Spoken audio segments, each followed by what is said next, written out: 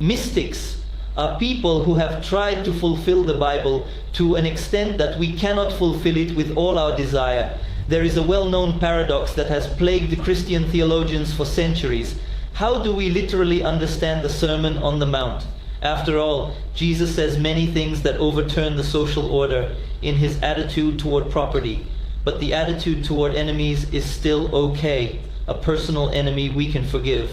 But when Jesus says, give away everything, follow me, when you are called to be like the merchant who gave up everything for the sake of one pearl, and everything else is not worth it, that is, to give up everything in order to acquire more. These were the mystics who took the risk to do that.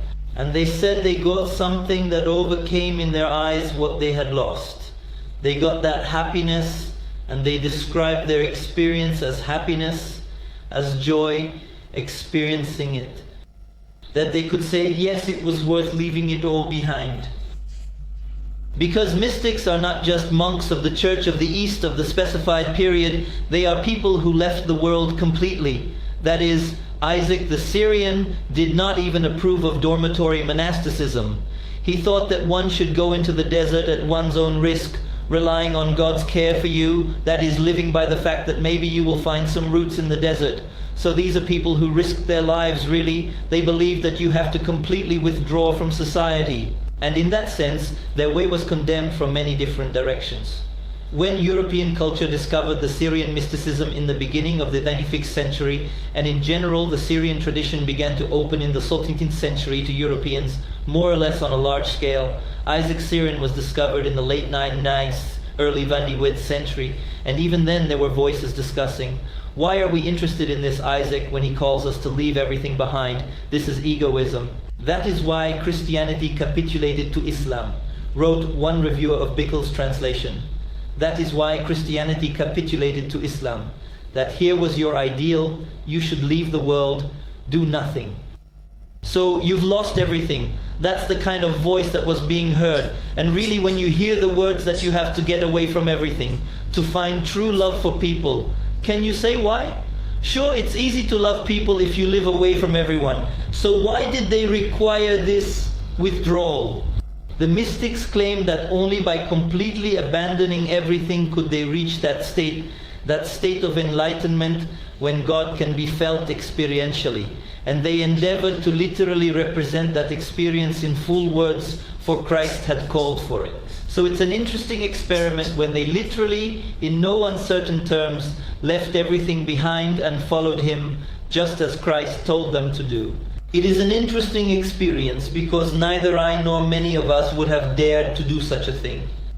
Moreover, for the mystics, the Bible was a constant object of contemplation, an object of reading, a springboard from which they dived into the abyss of this experience. It was the Bible, not other texts, that became the cause of mystical contemplation on the one hand, and on the other hand, the cause of astonishment which arouses a person, brings him to that state when his thoughts and impulses cease, and he enters a new phase of consciousness, if I may put it this way. So it is also an interesting experience of reading the Bible, the experience of a man who claims to have a direct sense of the one behind the pages of the Bible. In this sense, I think this experiment realized by these authors is worthy of our attention. And in today's meeting, I would like to refer to their visionary experience. As I mentioned, the Syrian mystics described in detail what they saw in the state for which they left the world. This state they describe as being in touch with paradise. That is, they decided to experience paradise already here. Why? Why can we say it in this way? The mystics were based on the concept of 2 centuries, which was most consistently expounded by Theodore of Mopsuestia, an Antiochian theologian of the 4th and 5th centuries, who became very authoritative for the Church of the East. So, Theodore of Mopsuestia, the well-known Platonic opposition that there is the world of the genuine, there is the world of the existent, and the present world in which we find ourselves is not genuine, but is a representation of another world. That is, it is a vertical opposition. He made this opposition horizontal. We're used to, even if we're not thinking ourselves from within the religious tradition, but thinking about what the religious worldview is, that there is a paradise where the righteous go after death, that there is God, there is a certain good world, and there is our present world. For the tradition on which the Syrian mystics relied, the situation is different. The present age is an age that is designed by God to be an age that has a tendency to change. That is, we experience joys, we experience sorrows, we experience ups, we experience downs. This is a normal situation. It is not the result of catastrophe. It is not the result of original sin. For Isaac the Syrian, Adam's expulsion from paradise was not a punishment for his sin, but part of the original divine plan to go and transform this whole world. So from this perspective, life on earth is not a punishment, but it is an invitation to do something on this earth. So this is a concept, in principle, calling to creativity, calling not to be discouraged. And the future age, which will come at the end of history, is an age when the whole world will be likened to God. You could say that. That's how Joseph Hazael, one of the greatest Syrian mystics, describes it in an as yet untranslated, unpublished book of questions and answers. I'll switch. There are portraits of Joseph Hazael here, contemporary, not claiming to be authentic, but taken by natives of the village of Ishi in Turkey who moved to France. This whole community is the only Chaldean village in which Joseph Hazael is honored as a saint. So Joseph Hazael, in his unpublished book of questions and answers, which has not yet been translated, describes it in such a way that man in the future age acquires the properties of God, i.e. incorruptibility, immutability, eternity. And the world also acquires these properties, except for the very nature of things, which cannot mix with the divine nature and change its own being. However, but the manner of his existence will not be compared with the divine. So at the same time, it was believed that it was possible to obtain some guarantee of a future state already in this world through divine service, and the Syrian mystics added their experience to it. This was what they left the world for. How can this state of the future age be obtained? When you talk to someone about Syrian mystics, quite often you come across the question of how they drove themselves into these states. That is, what techniques they used to feel paradise on earth. And the paradox is that so far I cannot find an obvious description of these practices. That is, it appears that there were no mechanical practices per se. Even in Byzantine monasticism there are well-known breathing practices. There is an accessible online report on this by the great Russian petrologist Alexei Kanaev, to whom I refer. In the Syrian mystics we find only one way to do this. Not repetition of rituals, not combinations of letters, not breathing practices, but observance of ethical norms, observance of ascesis, observance of a way of life befitting a Christian, which will lead a person to a state of purity. I find it very interesting that ethics, and only ethics in a broad sense, a certain way of life, is the way to this ecstasy, the way to this feeling and anticipation of the future paradise. And so purity is the first such stage to which a man rises, mourning his sins, making his rule, the monastic rule, because our authors were monks. And in this state, when a person is purified from passions, he reaches that stage, when his inner eye, his inner chamber becomes capable of being able to grasp something. That is how mystical experience emerges from the descriptions of our authors. The mystic is partly a kind of instrument that needs to be adjusted. Let's say Paul says, we see dimly now, we see through a dim glass, but one day we will see clearly, face to face. There is even a description quoted by Isaac Syrian and Joseph Hazael, a description that goes back to the gospel, that just as a magnet attracts iron particles to itself, the mystic attracts divine light to himself. So on the one hand, there is no mechanistic influence on the deity, there are no such mechanical practices, no combination of letters, something like that. But there is the notion that if you have purified your gaze, light will of necessity rush through you, just as if you open a window, light will of necessity rush into the room. But at the same time, it is emphasized that God acts according to His will. That is, you direct your will to God, God answers you. That is, you cannot calculate, I have to make so many rules to see this light. God understands at what moment it is useful, or, on the contrary, not useful for you, so you cannot earn it.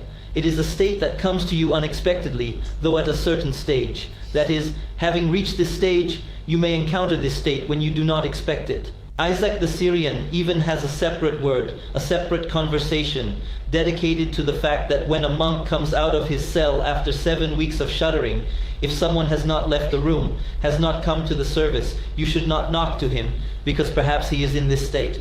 And he may come out, and this state will find him again. And John of Daliat describes that he came out of his hut and woke up after a few days, and all this time he was contemplating this light. So, when a person reaches this state, mystical experiences can happen to them unexpectedly. And it is interesting, it is great that the description of the person with whom this experience happened has reached us. This description came down to us as part of a letter of Joseph Hazaiah, which was transcribed. He has a rich manuscript tradition, and he responds to this person. Here's a very interesting thing about how such mystical diaries come to pass. Let's say Abraham's disciple Akulaki was going over the letters for 2 nights without success, and he was already so frustrated and started to fall asleep, as he himself describes. He woke up, decided to turn out the light, and the light did not go out. That is, he realized that he was shining at that moment. And here is a description from a letter of Joseph Hazaiah. It is written by a man, I go out in the daytime, the sun is at its zenith, and the whole sky is full of stars, and the stars cover the sun. I understand that the sun is at the zenith, but I can't see the sun itself. So there are stars all around. What is this? So you could imagine the surprise of this man. That is just a person who has reached the stage of purity, who has sufficiently purified his gaze, but this experience happened unexpectedly. And Joseph Hazaiah responds to him, describes it, and it turns out that what he saw has a natural correspondence in the experience of other mystics and in Joseph's own experience. He says that what he sees in the star is a clear vision for him. Hearsay elsewhere, Joseph Hazaiah writes in his chapters on leading, now you are in one who has entered the treasury within yourself and has seen the star that rises in the heart. Here he tells him that the stars are the divine thought of the age to come. The Syriac word for thought is sukal. Yes, here the Syriac inscription is mirrored a little bit, but the transliteration is correct.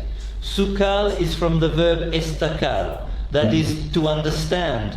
What is a divine thought? What is it about?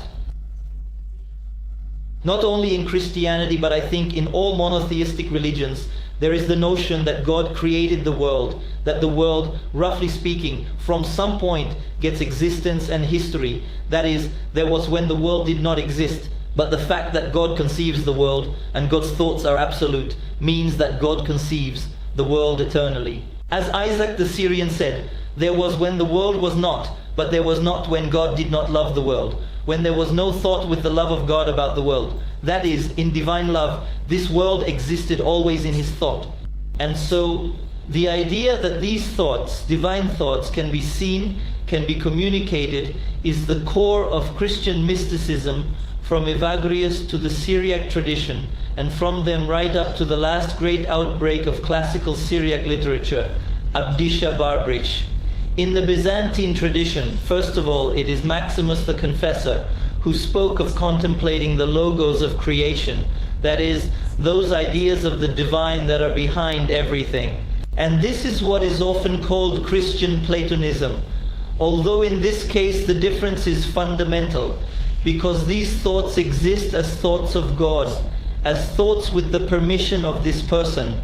Although this term causes various disputes theologically in relation to the divine reality. And here it turns out that not only does man comprehend these designs, but he sees them in the form of stars. However, at the same time, Joseph Haziah adds that when you see these stars, the thought of the future age, you have a second psychic sense at work. Here is another complex anthropological system of the Syrian mystics, also going back to Evagrius, the doctrine of the spiritual senses. Then man perceives the experience, then he feels. And by analogy with the five senses of the body, there is the doctrine of the five senses of the soul, the first of which is sight, the second of which is hearing. And here Joseph Haziah says that in this case the second sense is acting. So we get such a crazy mixture. This is a divine thought, divine plan about the world. You perceive it as a star, but at the same time, your second sense, i.e. hearing, actually acts from the point of view of mystical anthropology. That is, you hear the star while seeing it. How to solve this paradox? That is, the mystics in this case used anthropological language to describe what is difficult to put into words, which they often point out in their texts. Hearing for them is connected with understanding. That is, these divine thoughts, the Sukkali Metropolitan Galarian, in his translation of the second volume of Isaac Syrian, often conveys as epiphanies, meaning these flashes of understanding. That is, it is not something that is simply seen by the spiritual eye, but it is something that you incomprehensibly understand. That is, if you see a star inside in your heart, you encounter a divine thought, and at the same time it is not a simple contemplation, but it is something that resonates in your innermost understanding. And then this monk goes on to describe other visions. Then suddenly the sun rises and overrides this vision of the stars. And then the sky appears full of stars but without the sun. Then the moon appears filled with stars, and then just the moon. And he says that each time these stars have a different meaning, but they signify the same thing. This is a divine thought. In the first case of the future age, when he sees them, and except for their light, he can see nothing else. In the second case, it is a thought about the destinies of this world, about fate and providence, when one realizes the reason why things happen in the world in this way and not otherwise. And in the third case, it is God's thinking about creation, about all existing things. Joseph Haziah says that these contemplations have different degrees, require different degrees of preparation. The contemplation of the future age is one of the highest visions, because you are already in paradise, already in the kingdom of heaven. But at the same time, when you see Christ himself, and he appears to you as the Son, you do not see even thoughts of paradise, of the future age. You see only this Son of Truth, that is Christ himself, the visionless light itself. Here is another difficult theological theme. The mystics of the Church of the East taught about the direct vision of Christ as a light incomparable, without any form. And when one sees this light, one is no longer able to think of anything else. This was partly put to their fault, because for us, in our representation of Christ, we imagine how iconographically Christ looks. We imagine how the risen Christ is depicted. And here, it turns out, you are talking about the fact that this is a light that has no form. To which the Syrian mystics also in Haziah replied, that if light has forms, it is a cast, it is a created reality. If we see only such light, it means that we will never touch the true contemplation of God, which is incomparable to anything. But there is another important point here. The fact that for them, the light which they call the light of Christ overrides all other contemplations shows that Christianity for these mystics was not only, as one might say, a tribute to tradition. I mean, when you read about the vision of light, you might think, what if it was in a different environment, in the context of a different religion, exactly the same vision of light? Why Christianity? What's the connection? Well, mystics insist that the highest degree of revelation is the contemplation of Christ himself. Because God's thoughts about the world, God's thoughts about the age to come, are a manifestation of his nature. They're an operation of his grace. And when you encounter Christ, you also encounter a person who has had an unprecedented experience of union with the divine. you encounter the God-man who, through this unity, has opened for you a way that would otherwise be impossible for you. So, from this point of view, the visionary experience of the mystics is based entirely on the Christian view of the role of the Messiah, the role of Christ. That is, for them, it is an organic part of their worldview. And here is the next stage. Okay, I apologize, I clicked again. Thank you very much. One vision that the letter writer described to him was a vision of these stars, thoughts of a future age. And that's it, no more slide. Another vision was a vision of Christ. A third vision when he saw only the stars. Yes, here's the next motive of importance. The third vision when he saw only the stars, but he no longer saw the radiance of the light of Christ behind them. This is a vision of a lower order, a vision where one looks at objects, the things of our world, into the creatures, and sees them imbued with divine light. He sees the divine ideas behind them. That is, these insights are already of a lower level, but it is indicative that the mystic sees them in exactly the same way. That is, the star is a sign that he is in touch with the divine thought of the world. When he sees the moon, Joseph Hazare gives the explanation that this is the next stage of contemplation, contemplation of the angels, contemplation of the incorporeal. They had a total of 5 contemplations. Contemplation of the corporeal realities of this world, contemplation of creation, contemplation of angels, contemplation of judgment and providence. That is, understanding the destinies of God in this world. And finally, the contemplation of the Holy Trinity, the contemplation of the divine light itself directly.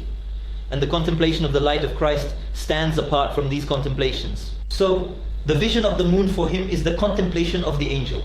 And what surprises me, in another tradition, in the tradition of Sufism, it would be interesting to trace the connection of Sufism, either parallels or a genetic connection perhaps, with Syrian Christianity, because Sufism erupts in the era of the Abbasid Caliphate, when Islam becomes the religion of the largest empire of the world, and with the necessity of prophetic mystical fervor, which was at the beginning of the formation of Islam, is lost. At that point, a kind of mystical reaction emerges. But interestingly, it coincides with the surge of mysticism in Christian Iraq. It would be interesting to trace these parallels. What surprises me is the description of the Annunciation in the Masnava by Rumi, the great Sufi poet. He describes an angel talking to Maryam, and he says that Maryam saw the angel inside her heart. So for him, Maryam is also a mystic, a person who delves into her heart. Just like for Gregory Palamas, it is exactly the same. And there she saw the likeness of the moon. That is, she sees an angel in the form of the moon. Joseph Hazaya says that the contemplation of the incorporeal to this monk who wrote to him appeared in the form of the moon. Obviously, Rumi could not have read Joseph Hazaya, an amazing parallel in this regard, or when Semyon, the new theologian in Byzantium, at the beginning of the 11th century, he wrote that Christ appeared to him in the form of the sun or in the form of a star. He also had no direct relation to the Syriac tradition. Such parallels would be very interesting to trace. This state, when all these visions are revealed, mystics call it Aktrashafyurt, a place of clarity, a place of enlightenment. It is even etymologically more accurate to say that it is a state of uncloudedness, transparency of this inner gaze or the firmament of the heart in which all this is seen. It is very important that we are talking about the firmament of the heart. Mystics emphasize that this is a journey inside your heart. It is a journey inside of you. Again, this is an important point. There is man in himself and God in himself. Or connection with God is a necessary part, necessary conditions of being a human being as such. And this is what the Syrian mystics are talking about. Initially, God is present in man.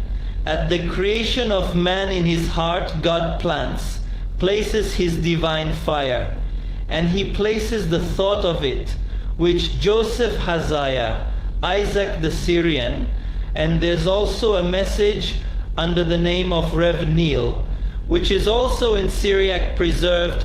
It's also worth identifying. They call it natural seeds. It is the thought of God about himself, which God has placed in the heart of man.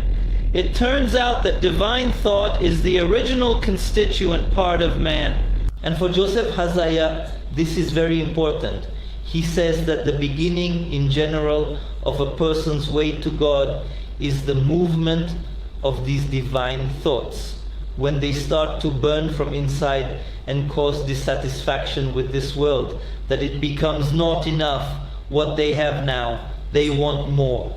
That is the thirst for God is caused by this divine thought which God originally planted in man. And during mystical experience, it is through this divine thought that a person can see the divine plans of creation. So it turns out that one should strive to God, not somewhere upwards, not somewhere to ascend to Him, but one should actually go inside oneself, because God is already in you. Whether you are evil or good, whatever you are, this fire exists in you. You may not feel it. You may never feel it in your life, but it is already in you, and you have to come to it, rekindle it, and then it will purify everything that prevents you from seeing the divine light. There is another idea related to the idea of purifying fire. Isaac Syrian describes his experience. He says that when you have just come to this state, you experience a kind of lightning flash. That is, this light did not immediately rush into you and the lightning flashed, but you have already recognized a certain reality. And for a long time after that, you experience calmness, peace after this flash. A colleague pointed out to me Mamardashvili's reasoning about this, that the truth is not a constantly shining sun, but a flash that you have to see and grasp. The truth has flashed. If you have time to understand it and catch it, you have succeeded, and then you have to change your life. For Isaac Syrian, his experience, when he goes from purity to clarity to uncloudedness, is a flash of experience. In the same text, in the second volume, he says, I know a man who tastes these flashes of lightning. And it's thought to be such a topos stable in mystical literature when they don't write about themselves directly, but speak of some person they know. Anyway, Isaac the Syrian does this. He's a very careful author. He writes in allegories, only giving a little insight into his experiences. Joseph Hazaya writes directly about himself. But at the same time, he has to use some rather complicated numerical codes, also in order not to make some of his ideas inaccessible. Isaac Syrian refers to the experience of other people, but he also describes his own experience. And here is this flash of lightning. Syriac authors call the fire movement. This is this amazing concept that runs through their writings. And Isaac the Syrian has it. Fiery movements, innocent movements. And Joseph Hazaya has it. And John of Daliat. All of them describe that their vision of light, when you no longer see flashes separately, no longer perceive it, but see it constantly, happens through a kind of fiery movement. They all, in a similar way, describe how they experience it. This fiery movement encompasses you. You feel a fragrance afterward. Josephus emphasizes that this is, again, a feeling of the soul, an inner feeling, not an outer feeling. And after that, you begin to experience different mystical states, different visions, corresponding already to this place of enlightenment, a place of clarity. Apparently, one of the first in the mystical tradition, the fire movement was described by the author Yohanan bar Penkai, a contemporary of Isaac Syrian, who is known as the author of the Historical Chronicle. But at the same time, two memras, that is, two treatises from the Book of the Merchant, are attributed to him. And according to Avdisho Barbriha, Joseph Hazaya interpreted this book. So it gives for the first time, apparently, a definition of this fiery movement. He says that it is a movement that annihilates all images before the contemplative gaze. What does this mean? As I mentioned, for Syrian mystics, contemplation of divine light is simple contemplation. It has no form, it looks like nothing. If it is a form, it is your fantasy. If you see the divine light, you can distinguish rays. You see it in the form of some forms. If you can compare it with something, then apparently you are just in a delusion. You have just made yourself believe that you are experiencing this state. And the fire movement for Bar Penkai is that which this state exterminates. Joseph Hazaya, he has a separate treatise on the fire movement. And he says there that after this fiery movement, all thoughts in a person cease. His discursive thinking stops, his words stop, and he, a colleague of mine, coined a good term, point zero. He is at this point where he can only feel and see, but he can no longer express it in words. And when he comes out of this state, he can only try to describe it. And so the fiery movement is what this state comes after. And here's another quote from Joseph, just from this treatise by Joseph Hazaya. The fiery movement is the spiritual key that opens the inner door of the heart to the mind and shows it the place where Christ dwells within us. It is the same idea again. Christ is within. Just as the fire put in at creation is within, Christ is within. So our task is not to find him somewhere, but to find him within ourselves. And here is my favorite image from Rabban Afni Moran, that it is not Christ who knocks on our heart, but we knock inside, so that he opens inside our heart and accepts us to himself, so that we are united with ourselves. And it is this inner door of the heart that Joseph is talking about. And the fire movement is the key that opens that door. So, I'll summarize that. It is difficult to systematize it all, but Joseph gives us some grounds. We have first the stage of purity. When a person, through ethical observance, through self-purification, he comes to this stage of purity, he begins to experience certain epiphanies, which inform him, serve as a signal that this state of clarity and uncloudedness is approaching to him. And when he approaches to this state of uncloudedness, then he experiences a fiery movement. Then he reaches this point of zero, and his thoughts stop. And then he sees all these contemplations in the freezing of his mind, which he can compare with stars. He sees the mysteries of the future age. And finally, he sees the state of Christ. When he sees Christ, that is the third step, which is above the place of clarity. And Joseph Hazaya, without even knowing what to call it, says that it is a place of purity, a place of clarity, and a place that is higher than the place of purity and clarity. The third stage is when one is already united with God through Christ. And here the fiery movement is just the boundary between clarity and the states that follow. Experiencing this state is what mystics left the world for. And as I said, it brought its own controversy, whether it was right or wrong. Did they have the right to do it? As for this place of clarity, Joseph Hazaya has a treatise on this subject in which he argues apparently with the supporters of the Catholicos Timotheus, who condemned him and said that not only did you leave the world, you also, with this teaching that all words cease, you, it turns out, eliminate the church service, eliminate religion as such. And to this, Joseph Hazaya said that he doesn't want to abolish religion. He speaks only about the higher stage, when man doesn't need it anymore, because he enters a new epoch of coexistence, but without observing the necessary regulations, he won't reach it. And so the mystics had to respond in one way or another to these accusations that were leveled against them. And Catholicos Timotheus lived in a difficult era. He was under the Abbasid Caliph al-Mahdi, who demanded an answer to him about his faith. And in general, the Church of the East has never been a state church anywhere, and it has always had to answer the challenges that have come to it. It is the church of the martyrs, and of the Persian martyrs, and of the newest martyrs, and it is a church that has had to give an answer all the time. And here is an interview, amazingly translated by Nikolai Nikolaevich Seleznev, the great Russian syrologist, an interview between Caliph al-Mahdi and Catholicos Timotheus, where he says to him, Jesus says a new comforter is coming. This is Muhammad, and how can you prove that it is not Muhammad? Now there is a book by Latinina about Jesus Christ, And she says that there was a Jewish rebel, Menachem, and Menachem is the comforter. Prove that the comforter that Christ was, that's not him. But Al-Mahdi, he had even more reason to ask him about it. He says the new prophet Muhammad has already come. How do you prove that he's not the messenger of God after Christ?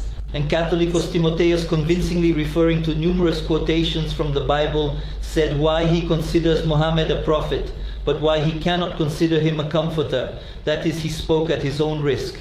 This was a great man, but he, as an administrator, could not understand this mystical movement, which in his opinion was causing turmoil within his church. And these people who were leaving the world and coming to something, to their experience, they caused misgivings.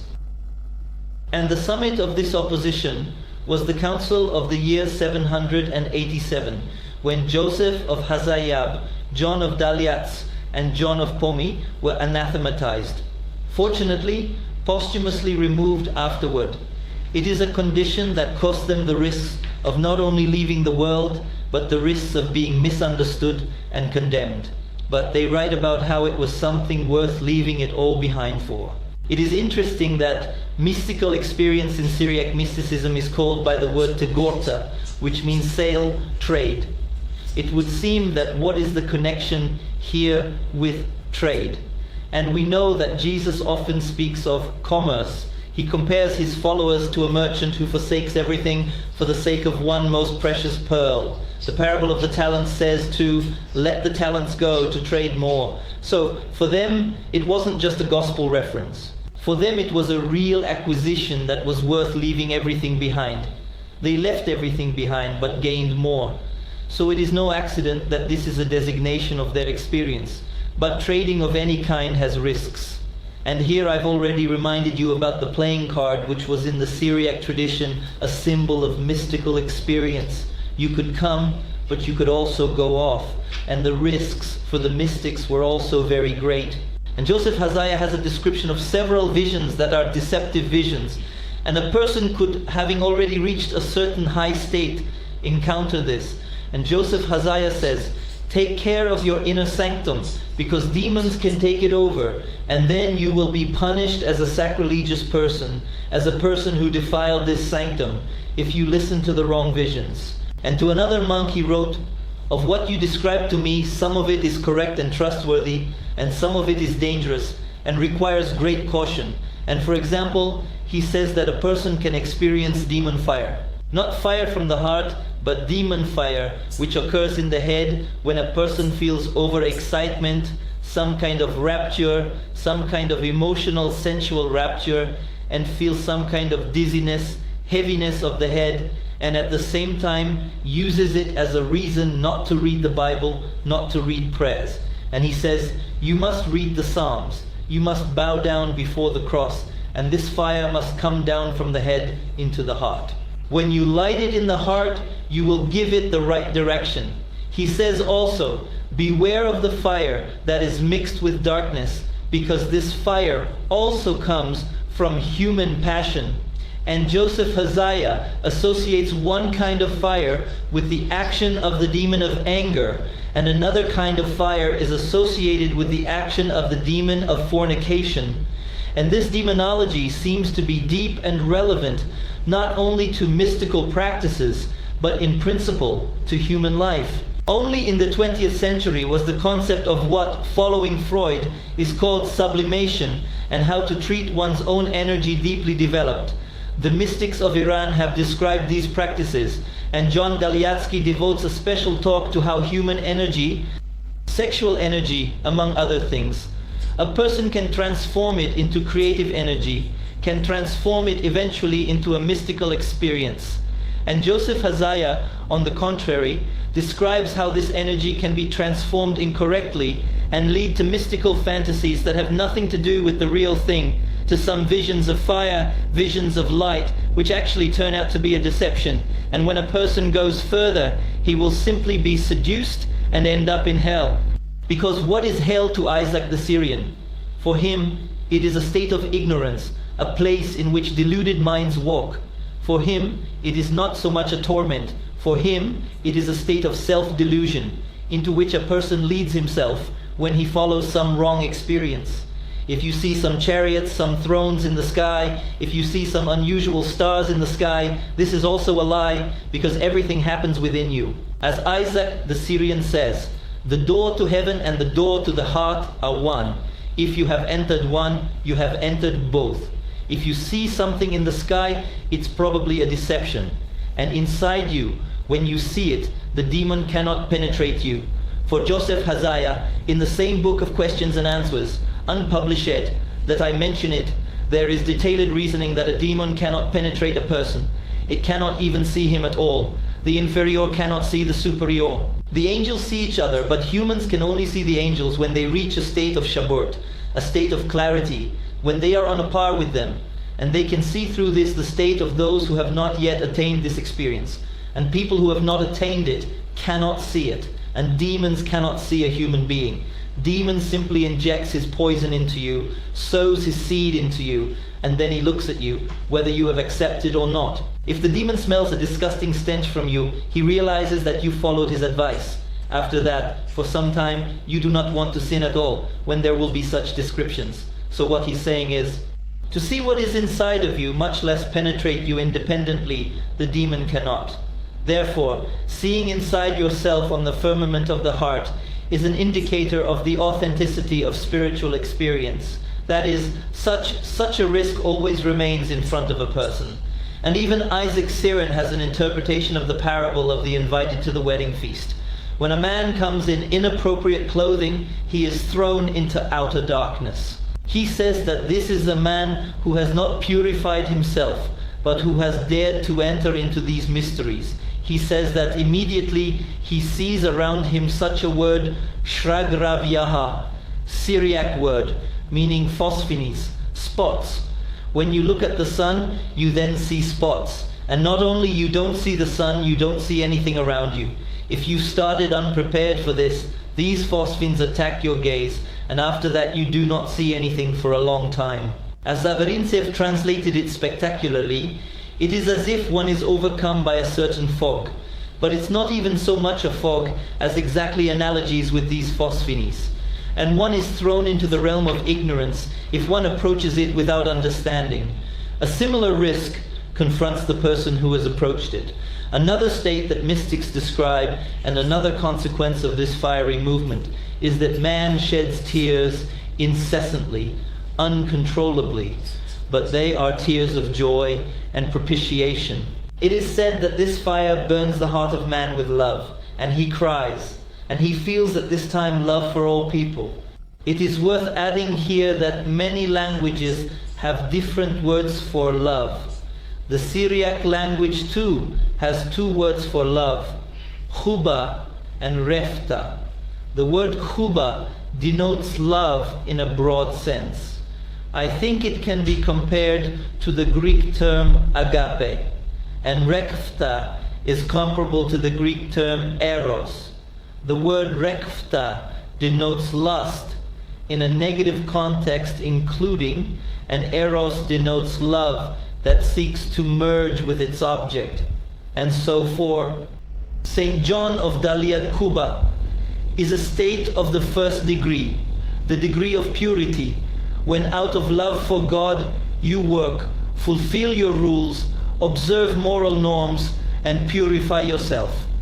And when you get the state, when you encounter the divine light, you cannot get away from it. You already strive to merge with it, and you experience a different state of rekfta, that is, the state of this eros, this love that strives to dissolve into its object. And John of Daliat has an amazing word about divine love, about this word rekfta, when he describes a monk who was seized by this love, and he, turned down, on the ground, could not do anything, could not make prayers, could not even move. And he only exclaimed, "Father, Father, my love of yours burns me, eats me like fire." And John of Daliat adds that he said many other things, which I cannot write about now, because the initiated would condemn me as having given out the sacrament, and the uninitiated would think that I had lost my mind. There are descriptions that in these moments the story of Nestorius of Ducadra even describes that the monk That mystic experiencing this state eats the earth like bread. Joseph of Hazaya also describes this, meaning that at that moment they are not with their body on the ground.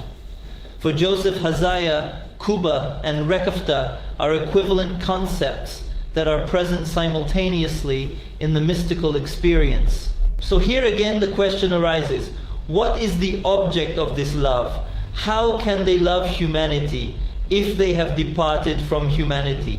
That is, I once shared with my colleagues a quote from Isaac of Syrian, that in order to love people, you have to walk away from them completely, and then you will find love for them. To which a colleague wrote to me, did the wife's-in-laws swoop in? What do you think of these quotes, that you need to remove yourself from them to truly love them?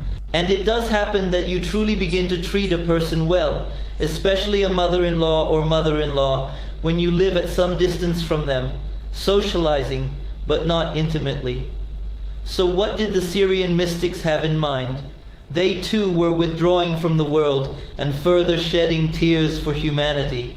And before I answer that question, I'd like to dwell on the word rekfta some more, and the problem of the risk of spiritual ascension.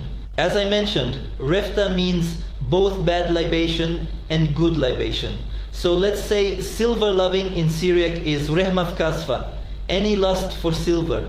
And so it turns out that if you compile the words of mystical terms for mystics, just about every key term has two meanings, positive and negative. Rekfta is both a lowly craving and the highest degree of immersion in the divine. Kuzafta is literally, it's hard to translate, a tingling from within. So at the same time it is again the movement of passion in a person, and at the same time it is the effect that love has on you, which you cannot hold within yourself.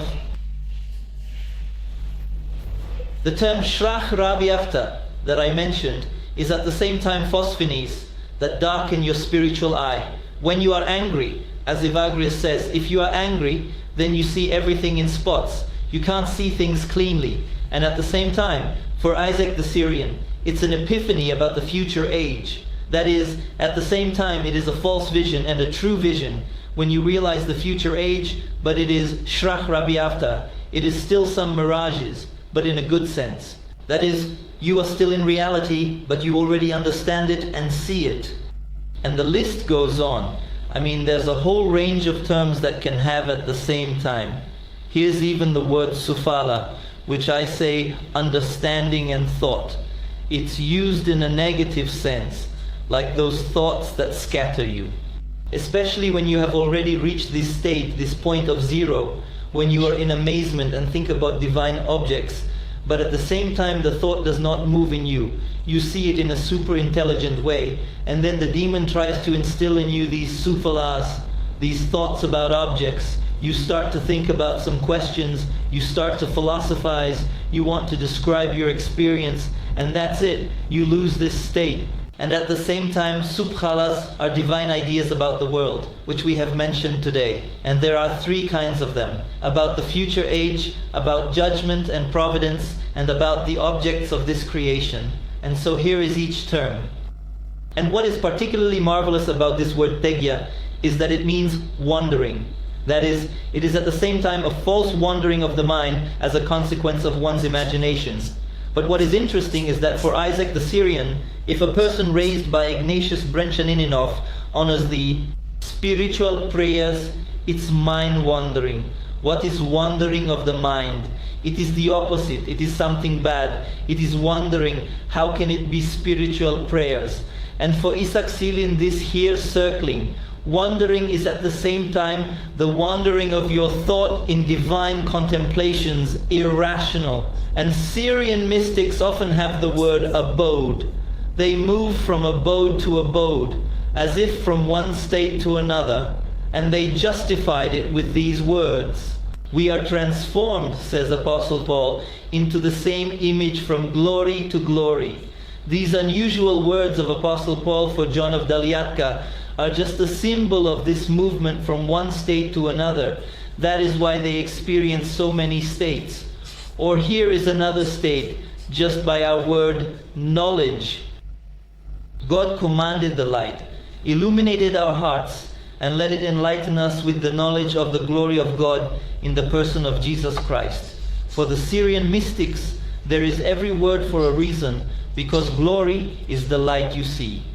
It is not identical with the divine nature, but it comes directly from the divine nature. So when you see this light, you see God himself, just like in the Palamite controversy in Byzantium. That is, it turns out that the Church of the East experienced these disputes in the 18th century. And this idea of knowledge of glory and movement from glory to glory, from contemplation to contemplation, was for mystics the justification of this movement, and even what Isaac the Syrian calls wandering from one object to another. And then there's the word rinya, which means pondering, preoccupation, some fidgeting. Something is bothering me, something I'm thinking about. Again, it is a negative term for the cares of this world. It already appears in the first word of Isaac the Syrian, and it is a reflection on divine things, a concern for the future age. So the whole ascetic and mystical vocabulary, it turns out to be dual. And where your playing card will lie, I dare say, to use that kind of terminology, is how you go, and how your teacher will lead you, and what you will be honored with, either one way or the other. You're going to go through all these terms, all these things, but they can be with a plus sign and a minus sign. So going back to the idea of the fire that burns a person from within and makes him weep with love for humanity, when in that moment one does not distinguish between a free man or a slave. The answer to this question is given to us by the Syrian mystics themselves, beginning with Afni Moran, beginning with Isaac the Syrian. And we have already approached it by talking about the light that is inside the heart of man. Remember, Dostoevsky has a discourse in The Brothers Karamazov. Ivan Karamazov says that it is impossible to love a person sincerely. That is, it is possible in the form of self-taught penance, a strong image of this kind in Dostoevsky. A self-imposed penance that, yes, I force myself that I love all people, and in general, I am the worst. Once in Lavra, I heard a pilgrim who was saying to a friend in a tired voice, and the main thing is love, that love should be in everything. And I experienced a state familiar to myself when you push this love on yourself, make you recognize that all people are good, but you feel dissatisfaction, and this is natural, because in the present stage we are not able to love all people at once. And when there's an urge to be the worst, it's not something you need to indoctrinate yourself and lower your self-esteem. This state that I am the worst, it is caused by the state of enlightenment of the mystic. When if there were dots on the screen, if we had a projector and there were some dots, we would feel dissatisfaction and think, what is the projector? And what are the terrible qualities of everything that is happening here? And at the same time, if we are walking on the road, we do not say why there is dust on this asphalt. So when a person experiences the state of enlightenment, every point causes him pain. That's why he feels the worst. So it's not false humility, it's recognition. And it's impossible to indoctrinate yourself. You just come to the state of enlightenment and you experience it, but you don't suffer from it. But because at the same time you experience extraordinary joy in God. And in the same way, love for your neighbors. According to Syrian mysticism, when you experience this state of enlightenment, you are the light that is inherent in every human being. You see it. I mean, you don't insinuate to yourself that he hurt me, but he's actually good, he has this light in him. You just see it with your eyes. You see that behind this shell there is actually this divine light, and you can therefore love him wholeheartedly. And at the same time, just as you weep from the dots in your sky of your heart, you can truly weep when you see that this light is obscured by man's suffering, by his experiences, by his own sins. Looking at all these things, you see their real essence. And I think from a social perspective, it's a very important idea too. That is, all men are equal.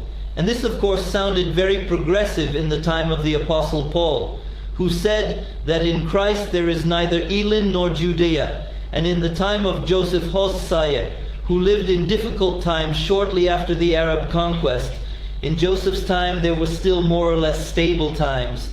And under Johannes Bar Penkaye, there were times that were very difficult. People were waiting for the end of the world in earnest. But what is important here is that it is not simply saying that there is some dimension in which all people are equal.